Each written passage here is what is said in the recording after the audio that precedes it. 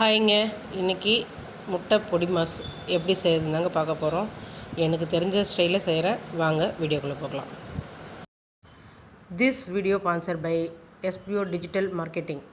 SPO digital marketing இந்த வேலை வீட்டில் இருந்தே பண்ணுற மாதிரி பார்ட் டைமாகவும் பண்ணலாம். அதே மாதிரி ஸ்டூடெண்ட்டு, ஹவுஸ் ஒய்ஃபு, வேலை தேடுறவங்க, அதே போல் மொபைலில் ஒர்க் பண்ணுற மாதிரி தான்.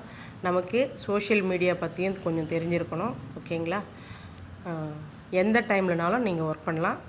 அப்படி உங்களுக்கு விருப்பம் இருந்தால் ஸ்கிப் பண்ணாதீங்க. பெரிய தப்பு. தினம் 300 ரூபாய் சம்பாதிக்க அரிய வாய்ப்பு. இன்ஸ்டாகிராம், ஃபேஸ்புக் பயன்படுத்த தெரிந்தால் போதும். Content post and content publishing மூலமா தினம் 300 ரூபாய் சம்பாதிக்கலாம். இந்த வேலை செய்ய 5 நிமிடம் போதும். Work training support, group communication support, all language, customer live chat support, முக்கியமா சொந்தமா ஒரு பிசினஸ் ஸ்டார்ட் பண்ற அளவுக்கு உங்களால கற்றுக்கொள்ளவும் முடியும், சம்பாதிக்கவும் முடியும். இந்த வேலை வாய்ப்பு வழங்குவது 5 வருடத்திற்கு மேல ரன் ஆகிட்டு இருக்க நம்ம தமிழ்நாட்டு company school of business organisation private limited. மேலும் விவரங்களுக்கு டிஸ்கிரிப்ஷன்ல கொடுத்திருக்க நம்பருக்கு வாட்ஸ்அப் பண்ணுங்க.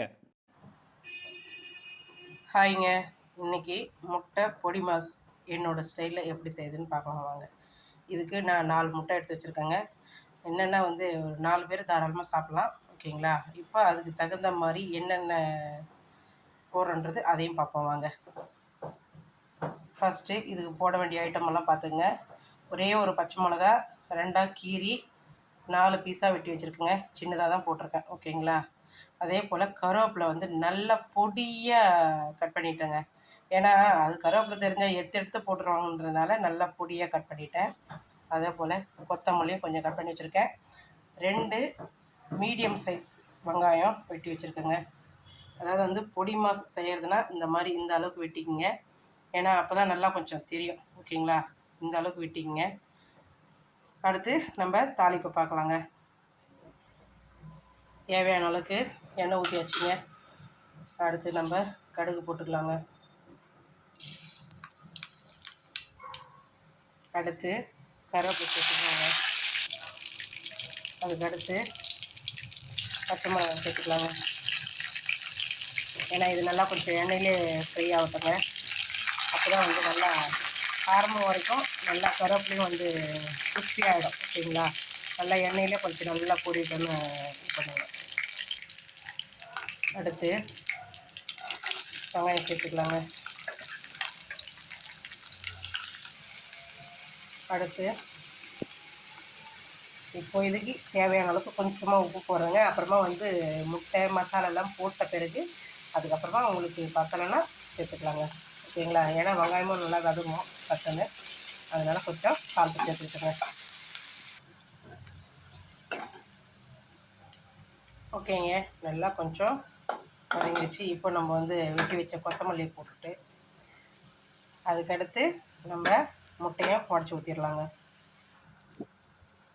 இப்போது 4 முட்டையும் உடச்சி ஊற்றியாச்சுங்க.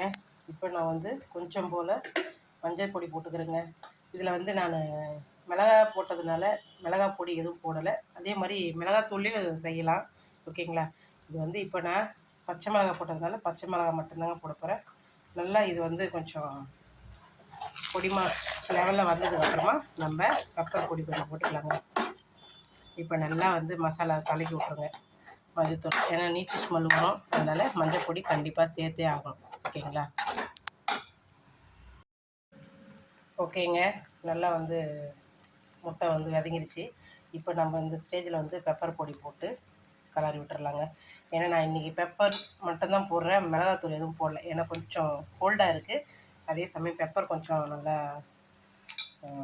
சளிக்கு கொஞ்சம் நல்லா கேட்குன்றதுனால தான் பெப்பர் பொடி போடுறேன். ஓகேங்களா?